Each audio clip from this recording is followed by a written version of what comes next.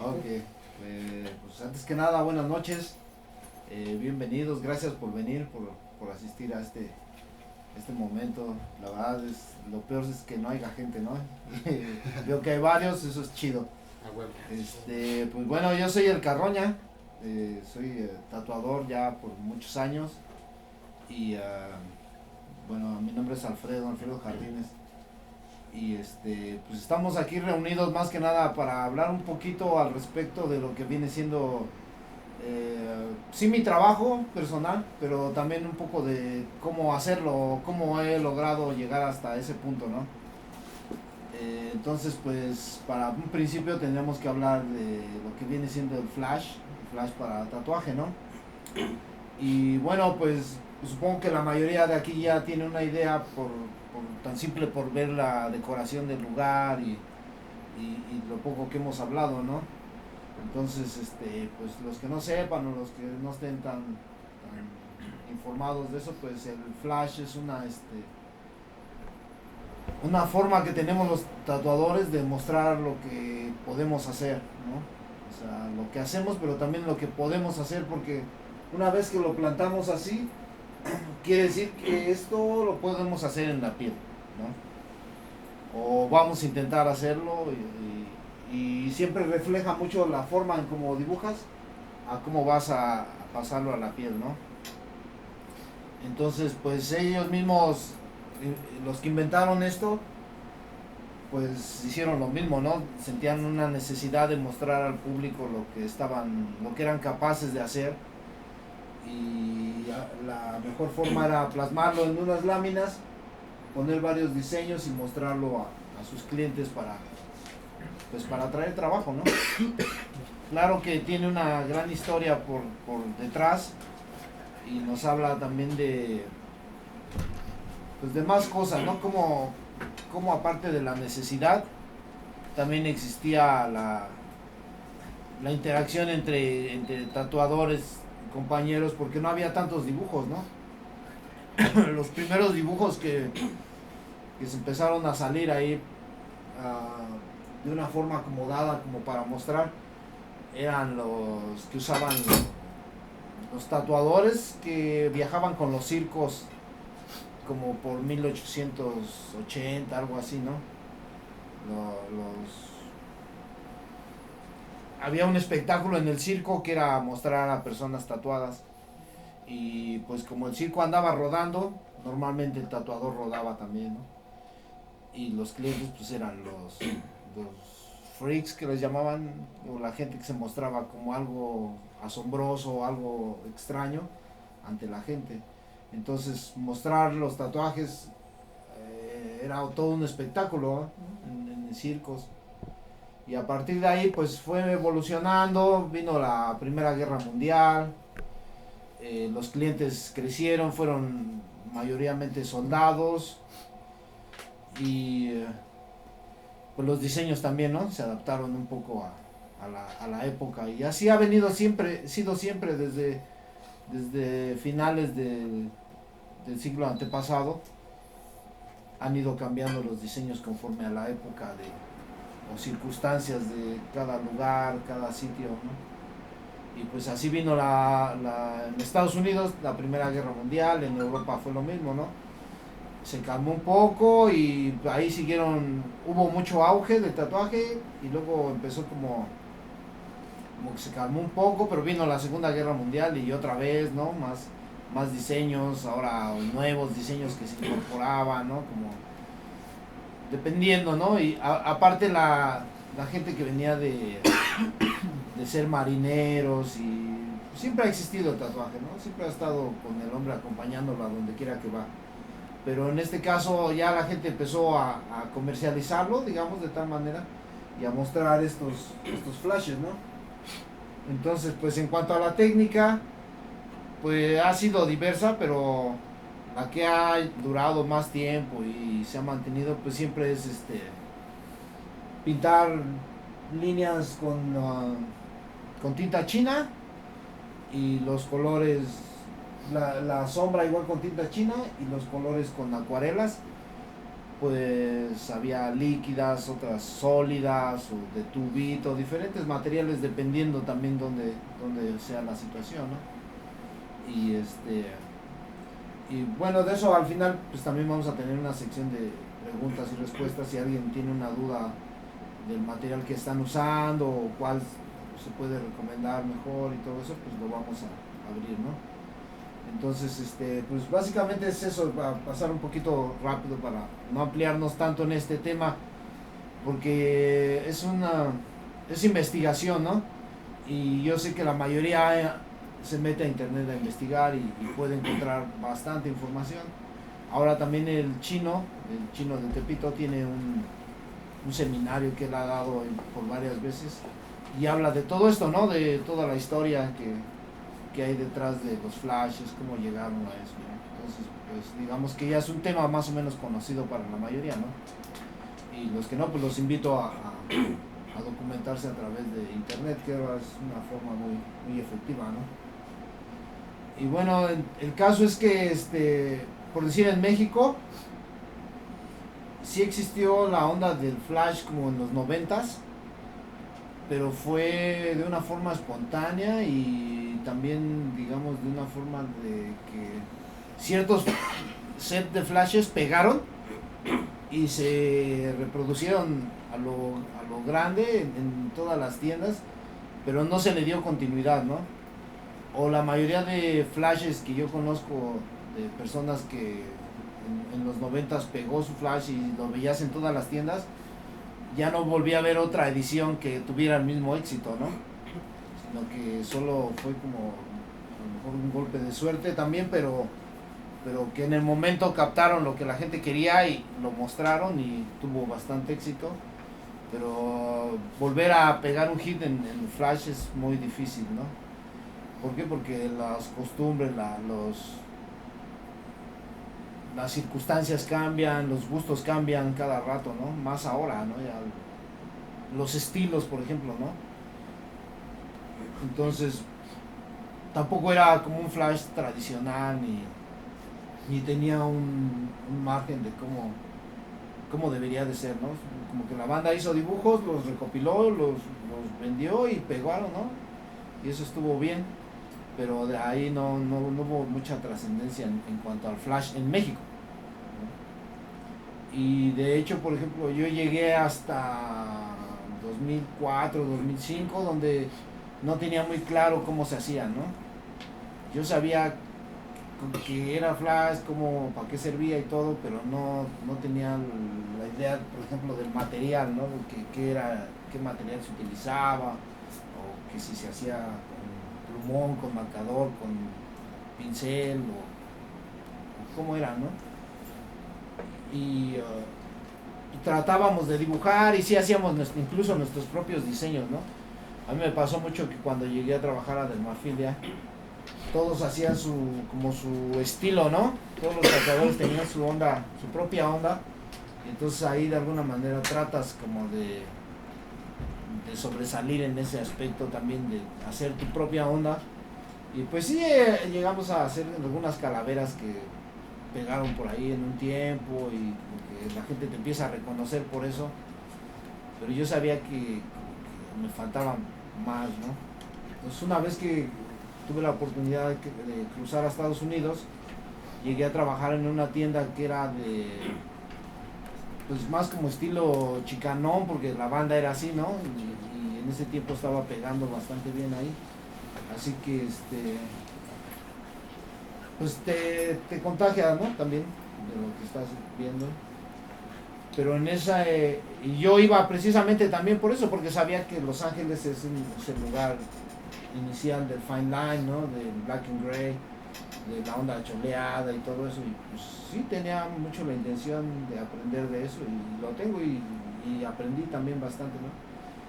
Pero dentro de todos esos momentos me tocó la fortuna de estar ahí con un tatuador que era americano, o sea, gabacho, ¿no? Y güero y todo, y hacía flash, ¿no? Y desde que me vio me dijo, oh, están chidos tus dibujos, güey, o sea, de hecho era muy raro porque él solo hablaba inglés y yo solo hablaba español, pero siempre nos comunicábamos, ¿no? Y me decía, no, está chido tu trabajo, ¿por qué no haces flash? Y que decía, no, güey, yo hacía como con Prismacolor o con acrílicos, o le revolvía, o plumas, o todo tipo de materiales, pero no tenía muy específico, como que era para cada cosa, ¿no? O sea, como que solo dibujaba porque me gustaba y trataba de plasmar lo que yo sentía o dibujar lo que yo quería, pero con materiales sin una orden, ¿no? Digamos. Entonces una vez que conozco a este vato, que es el Brad Mariachi, dice, no, es que el flash era, haz de cuenta que me puso todo ahí, ¿no? El papel es este, ¿no? Entonces ya me mostró el papel de algodón, ¿no? Ya supe que era papel algodón y me dijo, de este grueso, ¿no?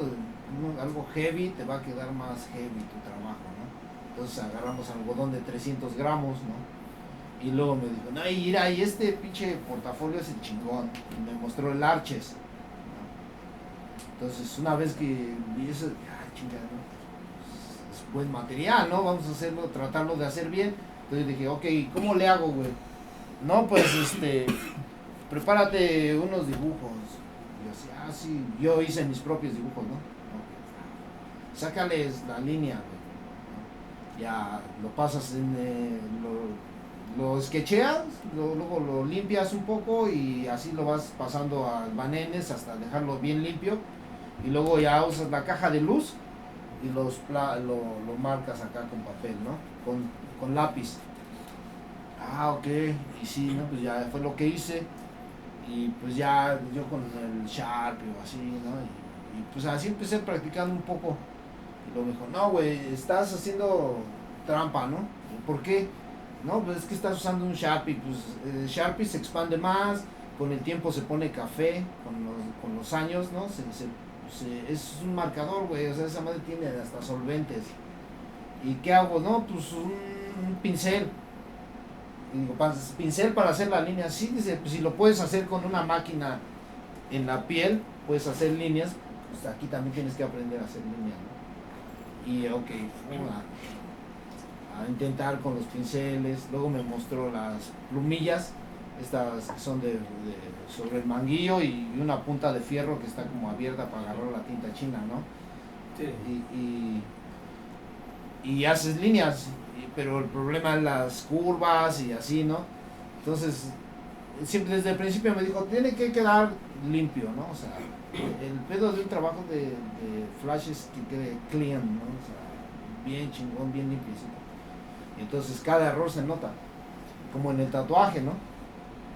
Cada cambio de línea hacia otro lugar, o línea doble, se nota siempre, ¿no? O sea, cualquiera que tenga un buen ojo va a ver tus errores también, porque a veces el tatuaje lo ves, está chido, pero el que sabe también ve dónde falló, ¿no?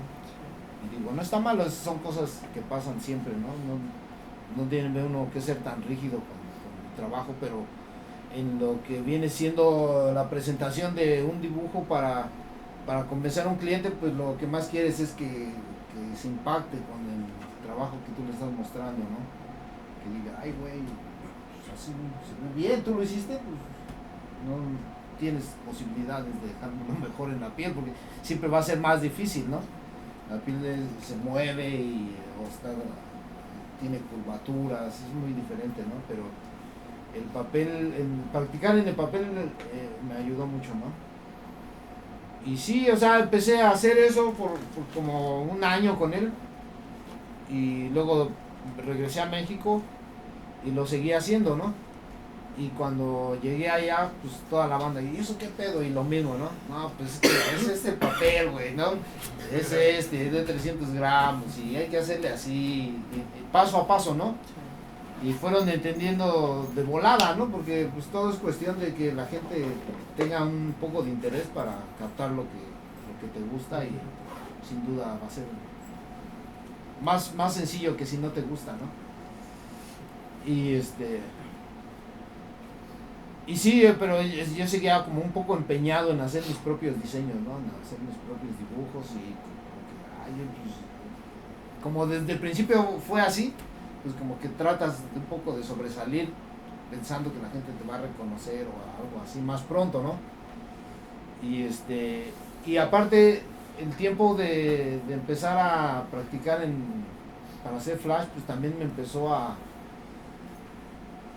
interesar otras cosas, ¿no? Porque a la vez que estudiaba la forma de pintar el flash, también empecé como a estudiar el tatuaje como tal, de lo más viejo hacia atrás, ¿no? Hacia acá, ¿no? Entonces empiezas a descubrir lo que venía siendo el old school, ¿no? O vintage, como le llaman, ya lo más viejo, ¿no? Y también empiezas a ver cómo le hacían esas personas y a tomar más atención en las imágenes y en los flashes que ellos hacían, ¿no? A buscar en libros, ¿no? Empiezas a documentar más. Entonces, para mí de alguna manera funcionó también como que aprendes a pintarlo así, pero también aprendes a ver de dónde viene este diseño, ¿no? O esta, ¿no? Como por qué se está peleando una pantera con una serpiente, o por qué se están saludando, qué quiere decir, ¿no? ¿Quién habrá hecho este dibujo al principio? ¿O de dónde habrá salido? Entonces te empiezan a surgir ciertas inquietudes, ciertas dudas que yo en lo personal no me hubieran surgido de esa manera si no hubiera estado en contacto con eso, ¿no? Porque pues a lo que es en México tampoco es como que a la gente le guste demasiado el tradicional americano, ¿no? Pero era necesario y así empezó y seguí haciéndolo, investigando un poco, como interesándome más en lo que era la vieja escuela, de dónde salió todo el rollo y creo que es una buena manera, ¿no? Porque a la vez que aprendes de pintar, aprendes historia. Y creo que van de la mano también porque es un tema muy importante la historia del tatuaje que muchas veces queda olvidado o queda de lado. La gente no puede comprender realmente el origen o el significado de las imágenes. Pues es todo un lenguaje, ¿no? En realidad el tatuaje es todo un lenguaje de signos que si nos introducimos un poco se va ampliando más y se va haciendo más interesante también, ¿no? Digo, es un tema que da para hablar de mucho, ¿no? Entonces estamos haciendo ese trabajo, estoy empezando a hacer flash ya más vintage, más old school, ¿no? Y es repintar, ¿no? Yo lo entendí desde el principio así, o sea, si es un flash que ya está chingón, está bien hecho, pues a mí me gustaría poder dibujar como tal, ¿no? Y ¿por qué? O sea, pues, si tú eres hasta más chingón y lo puedes hacer diferente, no, pero simple gusto, ¿no? Yo lo quiero así y es otra forma también de familiarizarse con las imágenes, ¿no? Estás repintando imágenes de tatuadores de hace 100 años, o sea, algo tiene que ligarte con eso para que lo estés haciendo, ¿no? Y es una manera igual de irse informando más, de irse documentando, ¿no? Entonces empecé a hacer todo ese trabajo y así era, ¿no? Era retomar imágenes de tatuadores, por ejemplo este set son leyendas, se llaman, de un libro que se llama Legends Tattoo, ¿no? Y vienen pues los mejores, ¿no? Pues, las leyendas del tatuaje, ¿no? Como Bob Shaw. Entonces yo lo que hacía era retomar de ese libro las imágenes que venían ahí en el flash y calcarlas tal cual, así sin yo querer cambiar nada y sacar toda la línea y luego ya como algunos vienen en colores ya muy pálidos por los tantos años que tienen, entonces se le llama también revival, que es como revivir algo, ¿no? Como tomar algo que está viejo ahí y darle un revival, como un mueble, ¿no? Que decoras o que lo restauras, ¿no? Entonces era lo mismo con los tatuajes, con los diseños de flash, los tomábamos y a plasmarlos otra vez en papel y darle nuevo color, ¿no? Revivirlos, si quieres decir, ¿no? Entonces a la vez que estás otra vez estás retomando imágenes viejas acá, también le estás dando otra vez un chance, segundo, de ponerlo ahí y que otra persona venga y lo vuelva a pedir para tatuaje, ¿no? Y así entonces me fui metiendo con diferentes leyendas, ¿no? Broken Joy Liver, otro tatuador muy de aquella época muy importante, ¿no? Sailor Jerry, que es de los que se han hecho más famosos, ¿no? ¿Quién no ha hecho un flash, un dibujito de Sailor Jerry, ¿no? Entonces, de alguna manera son leyendas porque movieron el mundo del tatuaje de tal manera que difícilmente vuelve a pasar algo con ellos, con otra persona de ese impacto, ¿no? Y así empecé por unos años, la verdad, yo creo que unos 5 o 7 años más o menos, pintando y repintando y redibujando y volviendo ahí con las imágenes viejas, ¿no? Owen Jensen, ¿no? Y acá Bert Grimm. Por eso el libro se llama Legends, pura leyenda de chingona, ¿no? Mark Malone. El cover up allá arriba. Sí, está especial para hacer un cover up, ¿no? O sea, y era, viendo esto, retomándolo, te empiezas a dar cuenta de muchas cosas que luego no comprenderías si no te metes a verlo, ¿no? Porque dices, tiene su pelo bien largo, ¿no? Está chido su pelo bien largo. Y lo pones aquí donde está limpia la piel, ¿no? Claro. Pues, está chido su pelo, pero ¿para qué? Si era para tapar algo, ¿no? ¿Qué tenías abajo? No, nada más me gustó así el pelo. Ok. Y pues bueno, así continué por un tiempo, ¿no? Haciendo tatuajes de leyendas, de flash de leyendas, de Ed Hardy, aquel otro de Bob Roberts, que acaba de fallecer, paz descanse. Otra vez de Mike Malone, Sailor Jerry, Stone Sinclair, que aparte muchas el ir trabajando así por personas, pues, el ir copiando los diseños o los dibujos de personas en particular, también me dio la oportunidad de ir conociendo un poco de la historia de esas personas, ¿no? Y, chinga, porque son leyendas. Stoney Sinclair era un tatuador que muy chaparrito y tenía cierta atrofia en el cuerpo, así que tenía ciertos... Polio, era polio, ¿no? Sí, pues no limitaciones, porque la verdad creo que él nunca le limitó nada, ¿no? Al contrario, era un güey bien felón con la máquina, ¿no? Hacía tatuajes sin stencil ni nada y tatuó a Ed Hardy y así, o sea, era de los personas pequeñas muy grandes, ¿no? Que lograban hacer mucho con poco. Y bueno, y eso me dio la oportunidad de conocer un poquito más quiénes eran estas personas, quiénes eran esos tatuadores, por qué hacían eso, ¿no? ¿Qué los movió a hacer eso? Y luego pues ya vas metiéndote en eso y ves que ellos tuvieron, a su vez, cuando lograron digamos un éxito a cierto nivel, ellos tuvieron gente que continuó su legado, ¿no?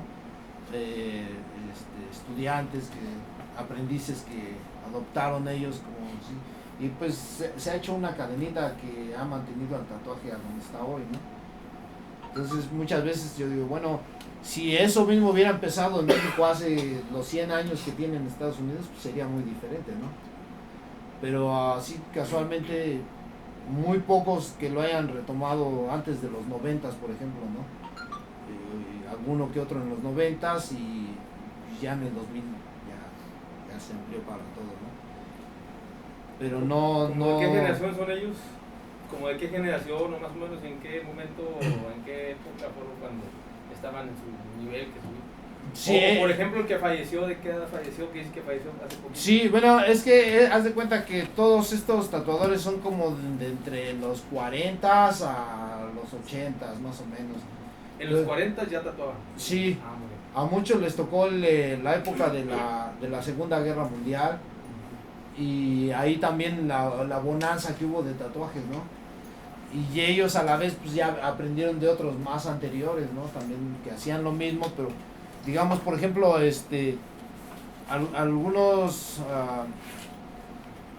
algunos tatuadores, por decir Ed Hardy, consideran el padre del tatuaje moderno, porque de retomar los diseños más antiguos como estos de Owen Jensen, él les da un pequeño giro a su trabajo, ¿no? Que se nota demasiado. Sí, hay una evolución. Y es exactamente eso, ¿no? Es una evolución donde pasa a otro nivel el tatuaje, y es muy difícil de lograr, ¿no? Que alguien en particular dé un cambio así, ¿no? Porque hay muchos cambios, pero muy pocos perduran, ¿no? Se inventan muchos estilos, pero muy pocos llegan a tener una fuerza de volver a pasar para el próximo siglo, por ejemplo, ¿no? Sí. Sí, entonces pues era la manera, ¿no? De irlos conociendo un poco, y, o sea, de alguna manera lo menciono también para que si intentan trabajar o ya están trabajando con eso, nunca está por demás dar un pasito para atrás, como dice Brian, me hice para atrás un poquito y analizar la situación y volver a retomarlo con los nuevos materiales que ahora sé que son más efectivos tal vez, o me pueden facilitar la chamba, o de alguna manera me va a ayudar, ¿no? Entonces, pues así fue, me aventé unos, digamos, 10 años, ¿no? Haciendo ese tipo de trabajos. Yo sabía que tengo algún tipo de pues, discapacidad y ganas de hacer más cosas, por decir, que me identifiquen más a mí como mexicano, que estar copiando estos diseños, ¿no? Pero a la vez porque como son americanos y así, a veces tenemos un conflicto con los estadounidenses, o yo en lo particular, ¿no? Que no soy como ahora los jóvenes que son abiertos al mundo, y no importa si es japonés o italiano o lo que sea, ¿no? Pero en mi tiempo sí era como más marcado, y a mí en lo personal era muy marcado, ¿no?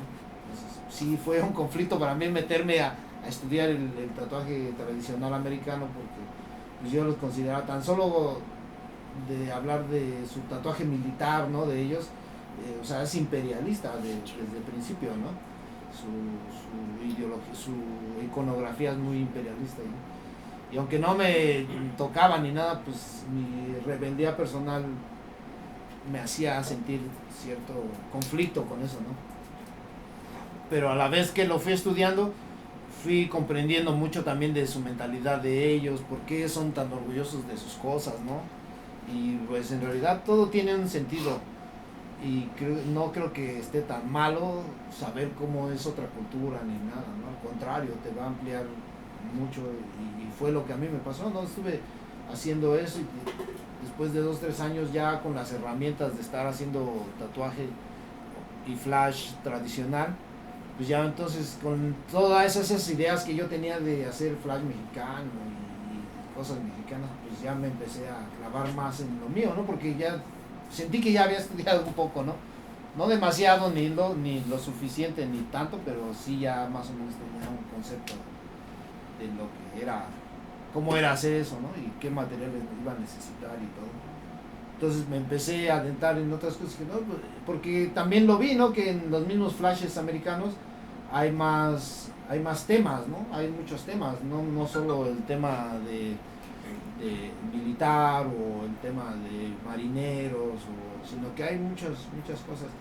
Y encontré por ahí algunos flashes, por decir, de los 60s, 70s, donde hacían fine line tipo cholo, ¿no? Y chingados, pues están bien chingón, ¿no? Porque también de alguna manera fue algo que iba yo a estudiar a Estados Unidos, ¿no? El fine line. Y también pues lo mismo, ¿no? Como que voy a cambiar un poco a hacer, por ejemplo, ahora voy a hacer un flash de fine line, ¿no? Que por cierto, qué chido que está aquí en las paredes. Y eso da gusto, ¿no? Verlo. Pero también dije, bueno, ¿esto de dónde viene, no? O sea, voy a hacer un flash de cholos, digamos, por llamarlo así, ¿no? Que era esto, pero pero también dije, esto de dónde viene, cuál es el origen de estas imágenes, o dónde de dónde las sacaron y todo. Y pues bueno, yo también ya conocía un poco del origen y todo, pues puesto que había visto 2-3 revistas de Teen Angels, que es una revista que se formó en Estados Unidos con la raza chicana, y pues más como periódico clandestino que revista, que al final ahora terminó siendo una revista, pero era donde los presos que estaban en la cárcel mandaban sus diseños y ahí se los publicaban, porque tenían muchas letras como entre escondidas también, que mandaban mensajes, mandaban toda una simbología que ellos tenían, se fue reflejando en esa revista, ¿no? Y me di cuenta que de ahí la mayoría que hacía tipo cholo sacaba de ahí los dibujos, ¿no? Entonces lo que hice fue juntar esas revistas que tenía el chance de tener y redibujarlos, ¿no? Igual lo mismo que hice con esto, pero ahora íbamos a hacer cholos, ¿no? Diseños acá malandros. Entonces, ¿Y eran chicanos los que hacían los diseños, los que los mandaban desde la cárcel? Pues chicanos y mexicanos, porque en ese tiempo la mayoría eran mexicanos, ¿no? Que estaban en la cárcel y ya tuvieron hijos y se quedaron ahí. Y sí, pero la mayoría era de origen mexicano. O sea, este estilo, pues es su característica es de que viene como muy mexicano, pero se transforma un poquito llegando allá, ¿no? Porque al final era gente de acá que quería mostrar su cultura, ¿no? Entonces por eso los sombreros, ¿no? Charras. Por eso los sombreros grandotes ahí, ¿no? Las rosas, la comedia y la tragedia, ¿no? Ahí ellos hicieron sus propias imágenes, ¿no? Smile Now, Cry Later. Y así cada cosa que fui descubriendo en esa revista, pues te mostraba. Por ejemplo, esto es muy común que lo utilicen ellos porque representan, como estando dentro de la cárcel, ves como el tiempo te va carcomiendo, y ponen ahí las fechas de los años que les quedan y todo eso, ¿no? O sea, son cosas muy nostálgicas, pero que de alguna manera pues es muy muy propio, ¿no? Entonces, bueno, eso es ya un estilo diferente que se puede hacer también así, porque la mayoría también de este tipo de dibujos, incluso en Estados Unidos, los hacen con lápiz, ¿no? Y yo los hice así en acuarela, utilizando el mismo material que utilicé para los flashes americanos y la misma técnica con pinceles. Entonces tuve que aprender a usar los pinceles finos para líneas muy finas, unos más gruesos, diferentes manguillos, estilógrafos. O sea, hay toda una posibilidad de materiales que pues casi no puedes decir que no tienes el material, porque claro, hay de todo, ¿no? Entonces con los materiales que tenía fui haciendo eso, y también un poco para ver cómo me iba a quedar y si se podía lograr así, ¿no? Y pues sí, fue muy, muy satisfactorio. De hecho, por ejemplo, yo siempre usé aquí la frase de Teen Angels, ¿no? Y acá de la influencia que eso trajo para lograr esto, ¿no? O sea, su origen fue ese. Y ahí llegó, ¿no? Hasta ese momento. Ese lo hice en 2012, ya 10 años, ¿no? Ya el tiempo pasa de volado. Y aquí está, ¿no? Qué chido que estén en la pared. Desaparecieron. Me da gusto, de verdad. Y bueno, pues seguí en eso, ¿no? Y dije, no, aquí se puede lograr algo, ¿no? O sea, es cuestión de tener una base para hacer lo que yo quería hacer, que en este caso era algo muy más mexicano, ¿no? Que se notara que era de acá, que cualquiera que lo viera dijera, esa madre es de México, ¿no? Y incluso después de estar en todo esto y investigando y todo, también me di cuenta que incluso en flashes americanos hay diseños mexicanos, ¿no? Están los del desierto, que está el lindito ahí con su sombrero, ¿no? Hay unas banderas que dicen México con el águila, ¿no? O sea, hay varios diseños desde principios del siglo pasado, ¿no? Y también me di cuenta, por ejemplo, de que en su libro de Ed Hardy, en el de Dragones, incluye una parte del dragón mexicano, ¿no? Que en este caso viene siendo el Quetzalcóatl. Y dije, ah, chinga. Y luego vi que también en otro de sus intentos de hacer un diseño para tatuaje hizo un Quetzalcóatl, ¿no? Y llegué a ver varias imágenes así en gente de otros países, ¿no? Dije, ah, chinga, pues ellos lo están haciendo, o sea, puede que tenga algún sentido porque, o sea, ya lo han hecho alguien más, ¿no?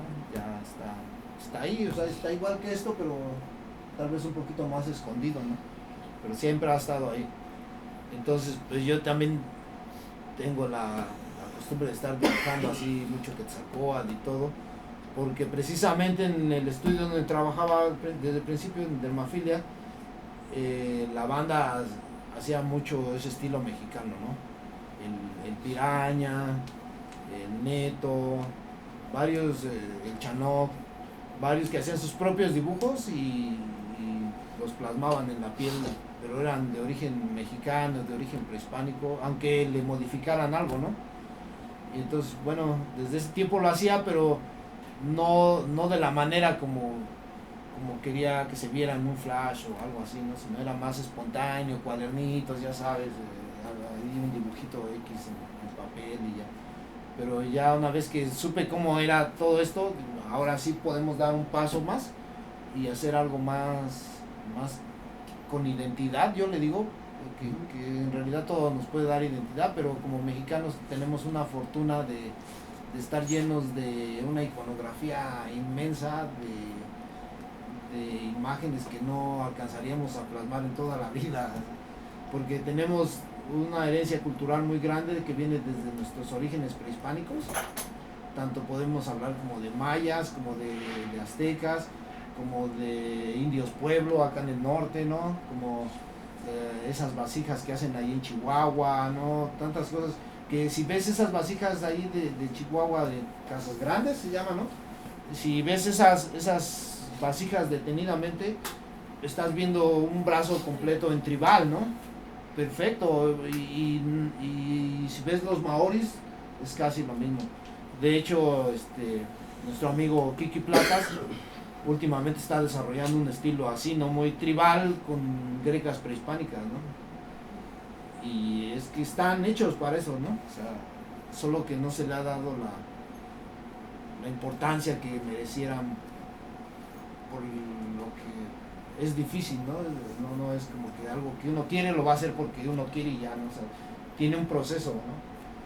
Y es largo, pero si se da un buen encauce, se puede lograr, ¿no? Entonces en este caso fue mi intención retomar un poco una buena escuela para poder pasar a hacer algo que se viera un poco más ya bien elaborado, ¿no? Entonces aquí empecé ¿no? Que ya era así como mi primera fuente, porque todo tiene que tener una fuente de dónde lo vas a sacar, y por eso es que mostré acá el Teen Angels y esa era mi fuente, ¿no? Y los flashes viejos era mi otra fuente. Ahora entonces pues yo tengo en mi casa y en el estudio siempre tenemos libros de códices, ¿no? En internet puedes encontrar también bastante, pero siempre los libros era como, o ha sido para mí mi principal fuente de obtener imágenes, ¿no? Mi primer fuente siempre han sido libros, y hay libros de antropología, de arqueología, libros de tantas cosas que nos pueden servir, ¿no? De diseño, ahora hay muchos libros de diseño mexicano, ¿no? Entonces ya fue ahí donde dije, no, pues vamos a componer imágenes que puedan funcionar para tatuaje, ¿no? Por ejemplo, de esta hoja de flash ya he hecho varios, ¿no? Sobre todo los más chiquitos, también ya lo he tatuado, ¿no? Y pues así todo tiene así como ellos pueden explicar el origen de sus imágenes, pues nosotros también, porque somos mexicanos y estamos un poco documentados y sabemos que un conejo sobre un círculo significa la luna, ¿no? Entonces sabemos que estos símbolos de Grecas, aquí un chimali se llama, significa un cierto equilibrio en las personas como seres humanos, ¿no? Y también podemos ver que en los símbolos mayas hay una representación especial para Venus, que es ¿no? Y por decir, el águila, al verla, nosotros como mexicanos sabemos que es un águila mexicana que viene en el escudo o en el hecho en México, ¿no? Y así sucesivamente, ¿no? Por ejemplo, este es un dios mexica que se llama Tezcatlipoca y tiene su pata rota porque ahí tiene un espejo de obsidiana, ¿no? Entonces, es el dios de la oscuridad, del espejo negro, ¿no? Y aquí tenemos una serpiente de fuego, ¿no? Significa que está sacando fuego de ahí y las usaban para prender el fuego nuevo de cada 52 años, ¿no? Y así sucesivamente. Entonces, ese era, para mí fue como encontrar un poco lo que quería hacer. Y pues le seguí haciendo estas láminas, que por cierto están un poco exageradas en tamaño, pero también de alguna manera son más vistosas, ¿no? Y tenemos todo para hacerlo, porque por decir, los flashes siempre traen un marco, ¿no? Que así, y en la evolución de los flashes americanos los han ido enmarcando cada vez más cabrón, ¿no? Ya podemos encontrar flashes que su marco es un dragón o son serpientes y así. Entonces de esa manera yo también pude enmarcar con una serpiente de agua aquí, ¿no? Y a la vez también usando un poquito las herramientas que ya tengo en el tatuaje que he venido desarrollando por tantos años, como puede ser una ola de agua japonesa, ¿no? Que ya cualquiera de nosotros sabe dónde ubicarla en cierto tatuaje y en qué momento ponerla ahí, ¿no? Y a la vez la luna, y pues así como haciendo, también tratando de hacer un poco figuritas así que no sean como que tengamos que dar tanta explicación para que la gente lo pueda entender, ¿no? Sino como alguien que le llame la atención va a saber que es un pequeño jaguar y por el puro gusto de querer tener un pequeño jaguar en el cuerpo pueda obtenerlo, ¿no? O un corazón que no necesita mayor explicación, ¿no? Un alacrán, un sin pies, cosas que son fáciles de entender, pero también es como que lleva un cierto sentido, ¿no? Y así pues me di a la tarea de terminar este fly, ¿no? Pues ya es de 2018, ¿no? Es donde ya pues más o menos yo siento que estoy aterrizando todo lo que intenté desde el principio o me propuse de alguna manera, ¿no? Dándole forma a todo, dándole equilibrio, ¿no? Por ejemplo, es muy importante en los flashes saber acomodarlos. Es una composición que se hace, pero de alguna manera nos va a dar cierto equilibrio en nuestra hoja, hacer que visualmente sea más atractiva, ¿no? Pues no es lo mismo ver una hoja toda llena de tantos dibujos donde no sabes como qué escoger, a ver un equilibrio, ¿no? Y normalmente siempre hay como esquinas en medio y a los laditos para ir rellenando los espacios, ¿no? Y así están todas, ¿no? Tienen rellenando espacios, su margen, las imágenes más representativas, más llamativas ahí al centro, y siempre es así, ¿no? Hay una imagen que predomina en la hoja siempre, ¿no? Normalmente, pues lo que quiero hacer y ya vamos viendo cómo lo relleno, ¿no? Pues así era como darle un poquito de armonía a la hoja, que no se vea así como desproporcionada, ¿no? Como que se vea chido y que le agrade a la gente también, ¿no? Y luego, pues así, enmarcarlos, ¿no? También como estamos hablando de que aquellos ya los están enmarcando cada vez más cabrón sus dibujos, sus flashes, y pues yo tratando eso también, ¿no? También un poco alocándose en algunos casos, pues ya también el paso del tiempo y todo te va dando chance de ir haciendo tus propias locuras, ¿no? Porque ya estás, pues como que ya hiciste tiempo en la prisión y ahora puedes andar a gusto en el patio, ¿no? Ya te conocen, digamos, ¿no? Sí, y pues bueno, eso ha sido hasta ahorita, digamos que no es todo el flash que tengo, ni es todo lo que he hecho, pero es más o menos como que una secuencia, ¿no? De lo que he venido haciendo. Y pues ha llegado a un punto donde se ordenan las cosas de esa manera, me satisface mucho, creo que la labor que se ha hecho pues ha ampliado mucho mis expectativas y me ha dado la oportunidad de plasmar algo que yo tenga cierta conexión con eso, ¿no? Entonces, pues eso es básicamente lo que tengo. Hasta aquí no sé si alguien tiene alguna pregunta al respecto, pues cualquier cosa pueden preguntar de lo que sea, materiales, lo que se les antoje, está bien. En los flashes de estilo chicano, ¿mantenían las acuarelas también o ya era como más libre con plumas, lápices? Bueno, es que digamos que así como me pasó a mí de que no tuve chance de conocer ese estilo americano a su debido tiempo y todo eso, nosotros como mexicanos digamos que estuvimos como limitados por la frontera un poco, pero también no te creas porque, y esto lo acabo de platicar hace rato, bueno, en estos días he estado platicando mucho con mi amigo, con Brian, que él es de Los Ángeles, precisamente del barrio de ahí de la Mariana Maravilla, donde están toda la raza, ¿no? Donde el este de Los Ángeles, ¿no? Que es como México, y ahí tuvieron también los mismos problemas que nosotros, o sea, de alguna manera ellos también tenían una frontera con Estados Unidos, ¿no?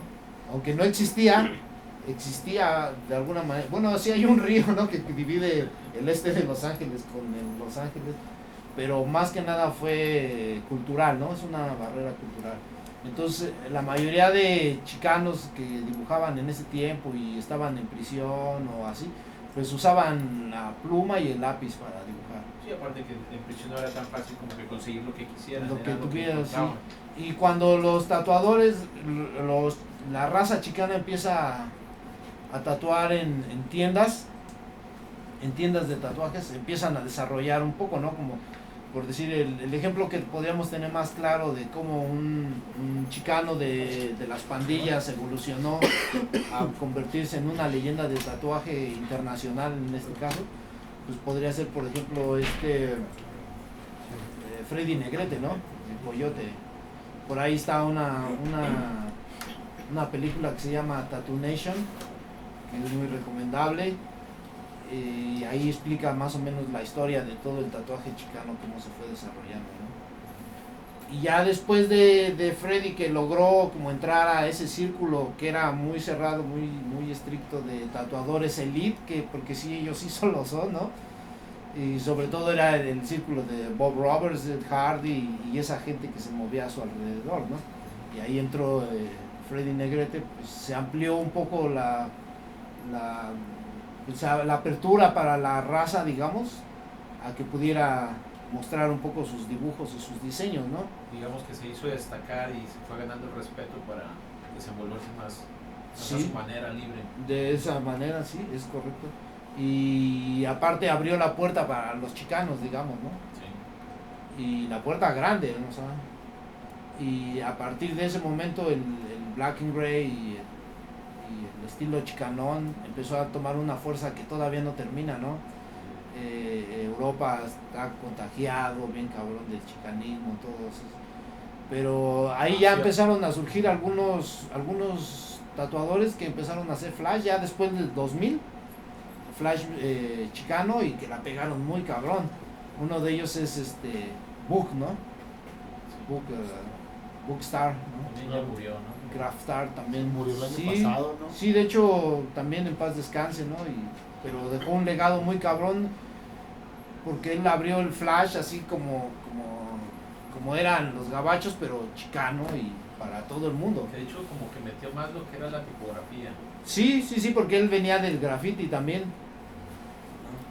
Entonces anexó mucha tipografía tipo cholona, porque también metió la de graffiti, ¿no? Pero esa no tuvo tanto éxito como la manuscrita que metían en los flashes, ¿no? El handwriting, ¿no? El book es la comidilla del 2000, güey. O sea, todas Sí. las tiendas tatuaron book. Sí, quien Sin es, saber quién era incluso. Exacto, sí, o sea, es alguien al que le debemos nuestro pan. Medio tatuaje mexicano es Por de Book. muchas veces, ¿no? Sí, sí, sí, porque su flash era, realmente ese sí fue un flash exitoso, ¿no? Pegó por todos lados, y ese güey llegaba a las convenciones con montones así de flash, los mismos que vendía, güey. Y la gente iba directo a verlo a él para comprar su flash porque era pan caliente, ¿no? Y se estaba vendiendo en las tiendas de tatuajes, ¿no? Porque se estaba abriendo para los chicanos que antes no tenían acceso, por ejemplo, en Estados Unidos no tenían ese acceso a las tiendas de tatuajes, ¿no? Todos sabemos por el conflicto racial que hay en Estados Unidos desde mucho tiempo atrás. Entonces no era como fácil para alguien de la raza ir a un estudio de güeros y decirle, no, quiero un tatuaje de esto. No, pues qué pasó, ¿no? Aquí solo hacemos tradicional y a colores. Pero él fue el que abrió esa puerta muy, muy cabrón. Sí, de alguna manera él lo hizo bien. Y otros, ¿no? Enrique Castillo, y ya luego pues salió que Capone, ahorita hay unos muy cabrones, incluso algunos desde prisión, ¿no? Mandando sus dibujos, ¿no? Y ahí fue la evolución del Black and Gray, ¿no? También se tendió más hacia el realismo. Y te digo, no para de evolucionar, y ahora sí hay mucha gente que hace flash con acuarelas y todo ese material. Pero en un principio no lo usaban.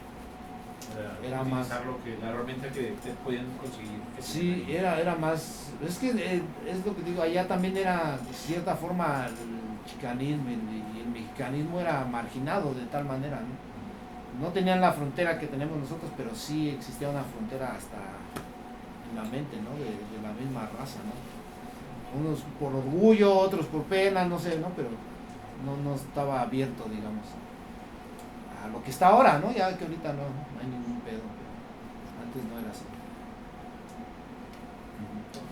Como cuánto tiempo se tardaría, bueno, usted en elegir sus flashes para su libro. O sea, qué complejidad tuvo así como para el hacer varios y decir, no, pues este va para el libro, este no. O sea, qué tan, Sí. qué Bueno, tan complicado le fue. bueno, la verdad es que para ese tiempo cuando hicimos el libro, que ya también tiene unos años, más bien recopilé lo que había hecho como por 10 años. O sea, fue como una recopilación de trabajo que había hecho como por 10 años.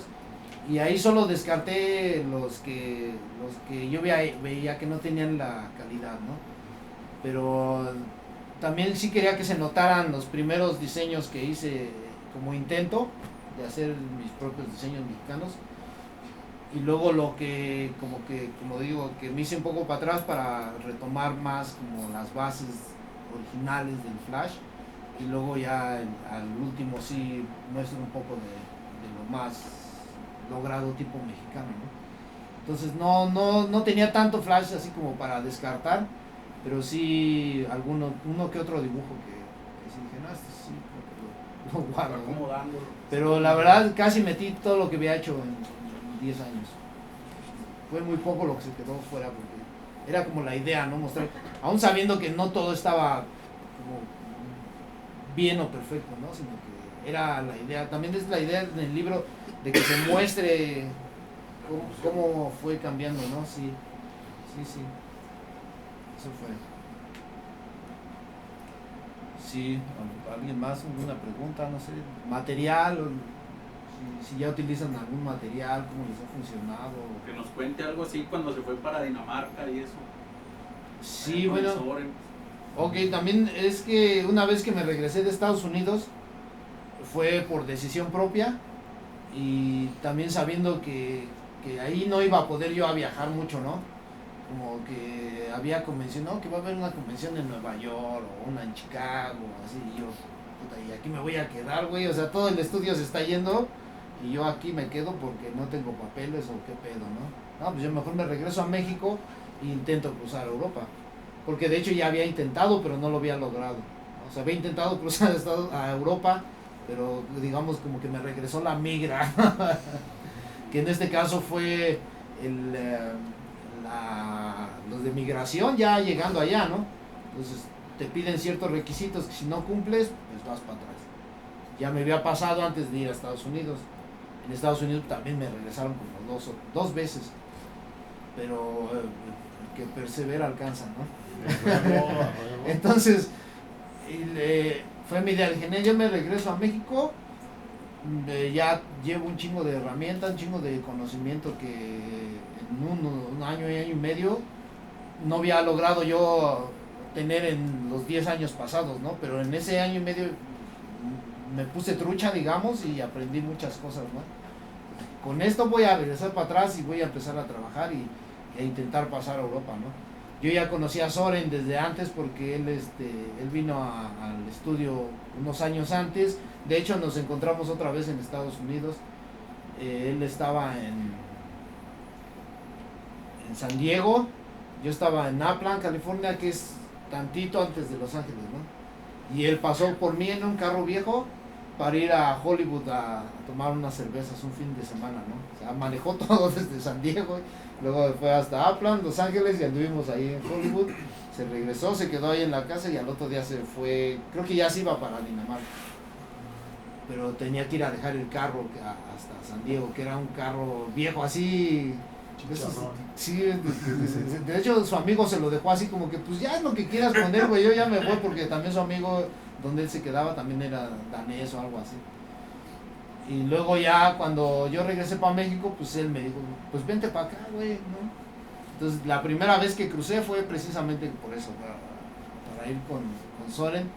Llegué hasta Copenhague, estuve trabajando con él porque en ese tiempo él me consiguió trabajo en la tienda donde él trabajaba, porque él también tenía un patrón, y ahí nos tocó la suerte de trabajar con un vieja escuela de ahí, muy cabrón, ¿no?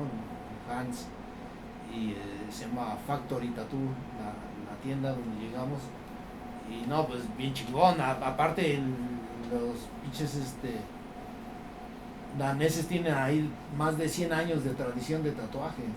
Ahí hay una tienda que es la más vieja del mundo. Bueno, creo que hay una en Israel que es la más vieja, pero esa es la más vieja como de Europa y Estados Unidos. Tiene más de 100 años la tienda en el mismo lugar. Entonces tienen mucha tradición de tatuaje.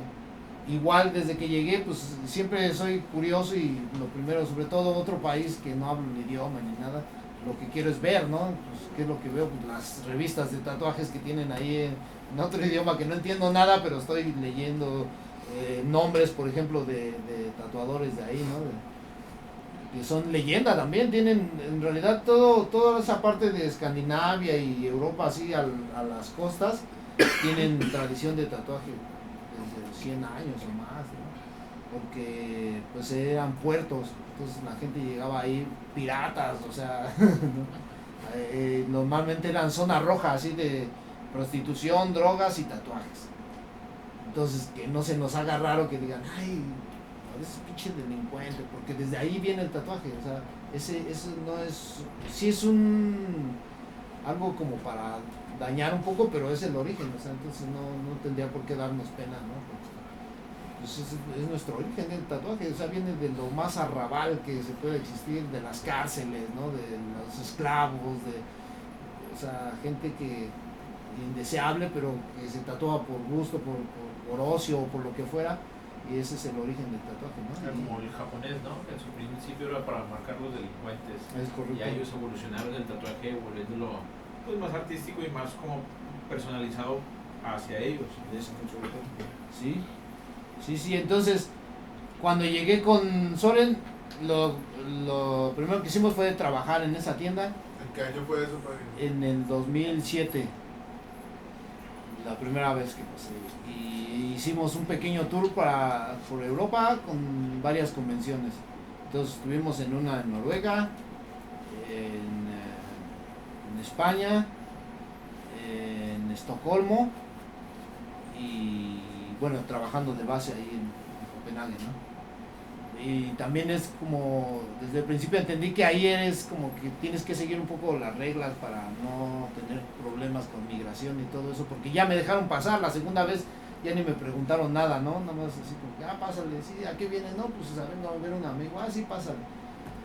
Entonces ya ahí como que sentí, chingado, o sea, es un recibimiento chido, ¿no? Porque después de haber batallado una vez para cruzar Europa, haber sido deportado 2 veces por la migra en Estados Unidos, como que te dejen pasar a un país sin hacerte mayores preguntas ni nada, se me hizo raro, ¿no?